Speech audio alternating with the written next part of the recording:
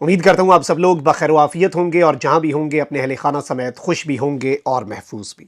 नाज़रीन किराम, इमरान खान ने आज तमाम तर कश्तियाँ जलाने का फैसला कर लिया है और कप्तान ने आग में कूदने का फैसला कर लिया है। अगर ये कहा जाए तो ये कहना गलत नहीं होगा। और यूं लग रहा है कि वो तमाम तर कोशिशें, वो आखिरी कोशिशें जो की जा रही थीं, वो बिल्कुल मुकम्मल तौर पर नाकाम हो चुकी हैं। और अब जो डेवलपमेंट सामने आई है ये अब तक की सबसे बड़ी डेवलपमेंट है। इमरान खान का मुकदमा आलमी अदालत में, कौन सा इल्जाम है, किस पर इल्जाम है और सूरत हाल किस तरह से अब खौफनाक रुख इख्तियार करने वाली है। और अब व्हाट्स नेक्स्ट, क्योंकि जो अनाउंसमेंट हुई है ये बड़ी इंपॉर्टेंट है। इससे पहले भी कुछ हुआ था, इससे पहले भी इसी तर्ज पर एक अनाउंसमेंट आई थी, उस पर भी बात कर लेंगे। और मैं ये पूरा मंजरनामा और ये जो इस वक्त कप्तान की चॉइस है, ये आप कह सकते हैं कि ये इमरान खान साहब को जो इस वक्त एक क्लियर मैसेज भी आज दिया गया। और इसके साथ ही साथ कप्तान के खिलाड़ी के साथ कुछ मुलाकातें भी हुई हैं ताकतवरों की। DGISI के साथ सदर मुमलिकत की मुलाकात भी हुई। फिर जुमे के रोज़ आर्मी चीफ और DGISI से सदर मुमलिकत की 2 घंटे तवील मुलाकात का इस वक्त चर्चा है। ये सब कुछ चल रहा है, ये सब कुछ चल रहा है, लेकिन इस सब में अब बाज़ाब्ता तौर पर चीज़ें जो हैं वो उसी तरफ को जा रही हैं जिस तरफ कोई भी नहीं चाहता था। एंड इवन इमरान खान साहब भी नहीं चाहते थे कि उन्हें उस नहज पर जाना पड़े। लेकिन अब चूंकि यूं लग रहा है कि वो आखिरी शम्मे और वो उम्मीद के जो चिराग हैं वो मुकम्मल तौर पर बुझ चुके हैं। This is unfortunate but reality है। और इस चीज को डिस्कस करना बहुत ज्यादा जरूरी है और इसके मैं तमाम पहलुओं का जायजा लूंगा और इसकी जो इंप्लीकेशंस होंगी और इसका रिस्पॉन्स दूसरी साइड से किस तरह से आ सकता है, ये ज्यादा इंपॉर्टेंट होने वाला है। अगर अभी तक आपने इस वीडियो को लाइक नहीं किया तो लाइक जरूर कर लें। और हमारा टारगेट है 1.5 मिलियन सब्सक्राइबर्स का, तो जिन लोगों ने सब्सक्राइब नहीं किया हमारे चैनल को वो जल्द से जल्द सब्सक्राइब भी कर लें। अब नाज़रीन किराम जरा कुछ चीजें डिस्कस कर लेते हैं ताकि आपको एक मंजरनामा वाज़ेह हो जाए। इमरान खान साहब जो हैं उनके लिए इस वक्त पाकिस्तान के अंदर आईन और कानून के मुताबिक ऑप्शंस मुकम्मल तौर पर महदूद हो चुके हैं। इमरान खान साहब का तोशा खाना का ट्रायल, फिर उनकी साइफर केस में जो गिरफ्तारी है वो भी आपके सामने है। उसमें इमरान खान साहब का किस तरह से रिमांड दिया गया, पहला रिमांड किस तरह से था। और अभी भी इमरान खान साहब के लिए मुतअद्दिद केसेस ऐसे हैं जो तैयार पड़े हैं, यानी बिल्कुल वो किनारे लगे हुए हैं केसेस, उनके बस दम उतारने हैं और वो केसेस इमरान खान साहब को अपने शिकंजे में लेने के लिए तैयार हैं। तोशा खाना केस की तरह के ही वो सारे केसेस हैं, क्योंकि 1.5 साल के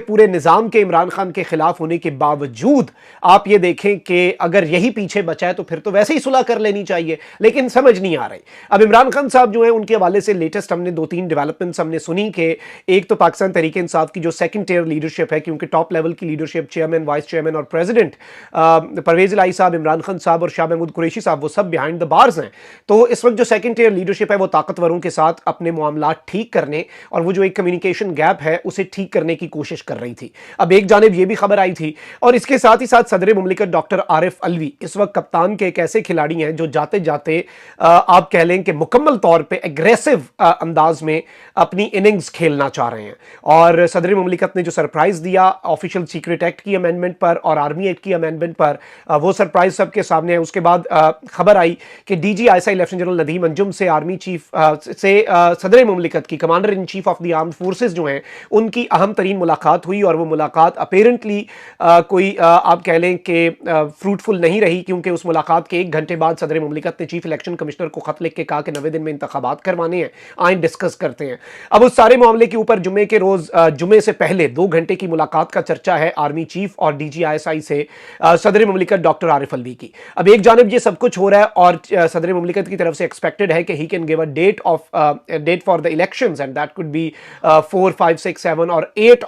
ऑफ नवंबर, 90 डेज के मार्जिन के अंदर। लेकिन उस पर अमल दरामद नहीं होना, लेकिन मामलात सुप्रीम कोर्ट में जाएंगे। Chief justice of Pakistan justice Umar Ata Bandial के 15 दिन रह गए हैं और वो भी जाते जाते जारहाना इनिंग्स की तरफ इशारे कर रहे हैं। उनका भी इंडिया जो है वो उसी तरफ जा रहा है। अब परवेज इलाही साहब का जो मामला है, मैं बार बार बता रहा हूं कि ये निजाम को, सिस्टम को खतरे में लाने के मुतरादिफ है। परवेज इलाही साहब को जिस तरह से अदालत में रिहा करने का कहा, उसके बाद जिस तरह से परवेज इलाही साहब को अरेस्ट किया गया, इसके ऊपर हसन अयूब जो कि ऑब्वियसली ताकतवरों के बहुत करीब हैं, बड़े अच्छे तगड़े सोर्सेज के साथ ताकतवरों की तर्जुमानी करते हैं और उन्हें उनके क्रेडिट में है ये सारी चीजें कि वो बड़ी मुनासिब। तो उन्होंने ये कहा कि परवेज इलाही की जिस तरह से अदालतें सहूलतकारी कर रही थी उस पर सिस्टम ने रिएक्ट किया है। यानी कि सिस्टम क्या है? सिस्टम वो निज़ाम है जो पाकिस्तान के अंदर नाफिजुल अमल है, और उस निज़ाम ने एक क्लियर मैसेज दिया है। इससे पहले भी इमरान खान साहब जो हैं, उनके हवाले से ये बात आई थी कि इमरान खान साहब को जब अरेस्ट किया गया तोशा खाना केस में 3 साल की सजा हुई, तो उस वक्त भी चीफ जस्टिस ऑफ पाकिस्तान को एक पैगाम भेजा गया और चीफ जस्टिस को यह बात कही गई कि देखें, आप इमरान खान को रिहा तो कर सकते हैं, आप इसके अंदर अपना किरदार तो अदा कर सकते हैं, लेकिन एक चीज़ याद रखिएगा, आपको इस मज़ाहमत, हमसे मज़ाहमत ही करेंगे ना, आप हमारे साथ कन्फ्रंटेशन में आएंगे, इसका फ़ायदा कोई नहीं होगा, क्योंकि इमरान खान को और केसेस में अरेस्ट कर लिया जाएगा। उसके बाद हमने देखा कि जब इस्लामाबाद हाई कोर्ट को सुप्रीम कोर्ट ने डायरेक्शंस दी कि ये केस सुने, उसी दिन खान साहब को साइफर केस में अरेस्ट कर लिया गया और इस चीज़ को इंश्योर किया गया। परवेज इलाही साहब वाला मामला जो है, मैं ज़ाती तौर पर समझता हूँ ये बेसिकली चीफ जस्टिस को भी एक क्लियर मैसेज है, chief justice of Pakistan justice Umar Ata Bandial को, इमरान खान साहब के कॉन्टेक्स्ट के अंदर, निजाम का, सिस्टम का, कि सिस्टम इसी तरीके से रिएक्ट करेगा। अब ये सारी चीजें पाकिस्तान के अंदर एस्टैब्लिशमेंट को ब्रेक डाउन करें तो जुडिशियल एस्टैब्लिशमेंट भी है, मिलिट्री एस्टैब्लिशमेंट भी है, और इस वक्त अनफॉर्चुनेट चीज है कि वो आमने सामने आते हुए नजर आ रहे हैं। और ये मैं नहीं कह रहा, ये वो सहाफी कह रहे हैं जो ताकतवरों के भी करीब समझे जाते हैं, ये वो सहाफी लगातार इस चीज को रीअफर्म कर रहे हैं जो नून लीग और इन सब के साथ करीब समझे जाते हैं। तो ये सारी की सारी चीजें जो हैं, ये ऑब्वियसली अपनी जगह पर एग्जिस्ट करती हैं। ये वो बैकड्रॉप है जिसे आपने समझना है, ये वो आप कह लें कि इवेंट्स हैं जो जिन्होंने उस चीज पे लीड किया। अच्छा, अब से 2-3 हफ्ते पहले एक खबर आई थी कि इमरान खान साहब की एक पाकिस्तान में लीगल टीम है, एक इंटरनेशनल लीगल टीम है, और इंटरनेशनल लीगल टीम ने डोनेशंस के लिए एक फंड कायम किया। उस चीज को आदिल राजा साहब ने भी शेयर किया, और उसके बाद पाकिस्तान तहरीक इंसाफ ने उसकी मजम्मत की कि ऐसा कुछ भी नहीं है। पाकिस्तान तहरीक इंसाफ की पूरी लीगल टीम ने उसकी मजम्मत की, मुकम्मल तौर पर क्लियर अंदाज में उसकी मजम्मत की कि इंटरनेशनल लेवल पर इमरान खान साहब ने किसी को ये नहीं अथॉरिटी दी। अब एक चीज बड़ी इंपॉर्टेंट है कि अब जो डेवलपमेंट हुई है, उससे पहले खान साहब को उनके बेटों से, जो कि लंदन में मौजूद हैं, उनसे बात करने की भी इजाजत दी गई अदालत की तरफ से। और मैंने ये बात कही थी कि इमरान खान साहब के बेटे ऑल्दो एक्टिव पॉलिटिक्स में इन्वॉल्व नहीं है, लेकिन वो इंटरनेशनली अपने वालिद के लिए आवाज उठा सकते हैं या फिर एफर्ट्स भी कर सकते हैं। तो उस चीज को भी आप अपने ज़हन में रखिएगा कि वो भी एक कार्ड है। अब जो मामला हुआ है वो ये है कि डॉटी स्ट्रीट इंटरनेशनल एक लॉ फर्म है, उसने एक ट्वीट किया है और उन्होंने ये कंफर्म किया कि former prime minister of Pakistan Imran Khan has appointed the eminent human rights barrister Geoffrey Robertson KC of Doughty Street Chambers to advise and represent him in international courts in relation to unlawful detention and human rights abuses. सादा लफ्जों में इमरान खान साहब ने appoint कर दिया है दुनिया के सबसे बेहतरीन और मशहूर और काबिल इंसानी हुकूक के वकील जेफरी रॉबर्टसन केसी, जो कि डॉटी स्ट्रीट चैम्बर्स के से ताल्लुक रखते हैं, कि वो इमरान खान साहब को एडवाइस भी करें और रिप्रेजेंट भी करें इंटरनेशनल अदालतों के अंदर, आलमी अदालतों के अंदर, जो उनकी अनलॉफुल यानी कि गैर कानूनी डिटेंशन है, उनकी जो अनलॉफुल इस वक्त वो उन्हें पाबंदे सलासल रखा गया है आइन और कानून से मावरा, और ह्यूमन राइट्स अब्यूजेस यानी कि जो इंसानी हुकूक की खिलाफ वर्जियां हो रही हैं। इस चीज को कंफर्म किया पाकिस्तान तहरीक इंसाफ ऑफिशियल ने अपने ट्विटर पर, और उन्होंने इस चीज की कंफर्मेशन दी है कि बिल्कुल जी ऐसा ही मामला है। अब इस सब के अंदर मैं आपको यह बता दूं कि जुल्फिकार बुखारी साहब, जुल्फी बुखारी साहब इमरान खान साहब के बहुत करीब हैं, बैरून मुल्क हैं, और वो फिर ऑब्वियसली उनका वापस आना भी अभी नहीं बनता। इमरान खान साहब ने शहबाज गिल साहब को और इन सब को रोका था कि ऑब्वियसली ये बाहर आते तो इनके साथ भी वही होना था। और ये बेसिकली इमरान खान साहब के इंटरनेशनल मीडिया के ऊपर बड़ी दबंग अंदाज में जुल्फी बुखारी साहब जो है वो तर्जुमानी भी कर रहे हैं, और इंटरनेशनल कभी अल जजीरा, BBC, DW, कोई इन्होंने इंटरनेशनल जरीदा नहीं छोड़ा जिसमें बेहतरीन अंदाज में खान साहब का मुकदमा इंटरनेशनल लेवल पर नहीं रख रहे। अब इन्होंने एक बड़ी दिलचस्प बात कही है, कह रहे हैं कि Geoffrey Robertson KC is a world renowned human rights lawyer, यानी ये पूरी दुनिया के अंदर मशहूर है, and has represented many hundreds of people who have suffered human rights abuses including unlawful detention. और इन्होंने लातादाद लोगों को और बहुत से लोगों को, ऐसे लोगों को रिप्रेजेंट भी कर चुके हैं। He successfully represented president Lula da Silva of Brazil at the United Nations Human Rights Committee in Geneva for the human rights and legal abuses he suffered by a biased judiciary in Brazil. यानी एक clear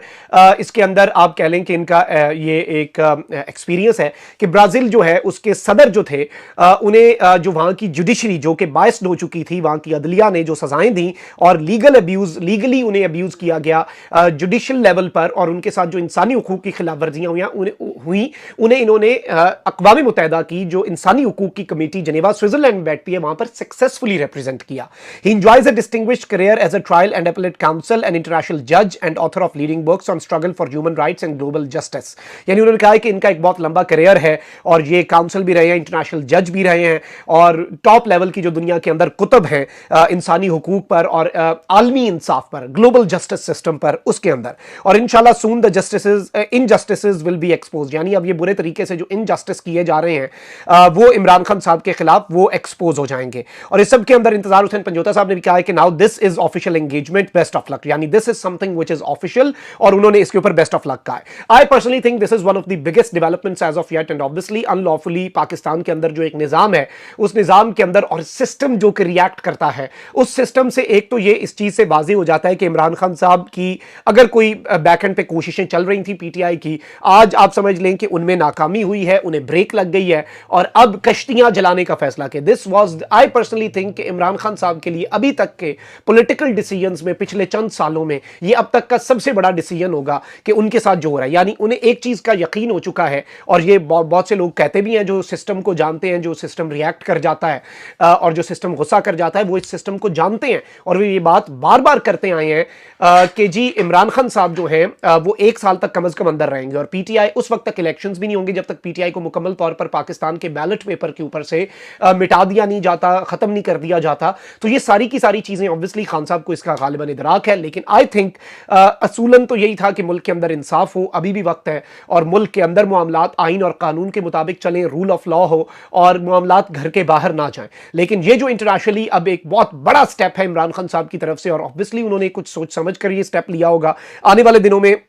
मजीद चीजें वाजे हो जाएंगी, but system जो है वो इस चीज को अब तक की सबसे बड़ी डेवलपमेंट और सबसे बड़े धचके, और इमरान खान साहब ने भी कश्तियां जो हैं वो जलाने का फैसला कर लिया और गालिबन उनके पास कुछ इंफॉर्मेशन होगी एंड खान साहब ने इजाजत दे दी है, ऑथराइज कर दिया है ये जो इंटरनेशनल लॉयर हैं और इनका एक पूरा एग्जैक्ट एक मिसाल है ना, ब्राजील के सदर को इन्होंने रिप्रेजेंट किया है अक़वाम मुत्तहिदा की इंसानी हुकूक की कमेटी में, सक्सेसफुली रिप्रेजेंट किया, not just represented him but successfully represented him. और एक बड़ा नाम है, मैंने सर्च कर रहा था तो इनकी मैंने प्रोफाइल जब पढ़ी तो बहुत डिस्टिंग्विश करियर है। अगर मैं उस पर शुरू हो जाऊं, ये जो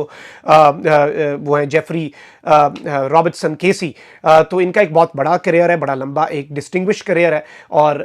कामयाबियां इनके उस मेडल्स इनके लगे हुए हैं वो सारे जो इन्होंने इंटरनेशनली कामयाबियां हासिल की हैं। तो obviously this is something very big, very massive. आप इस पर बताइएगा कि आपकी क्या राय है। अपना बहुत ख्याल रखें। अल्लाह निगहबान।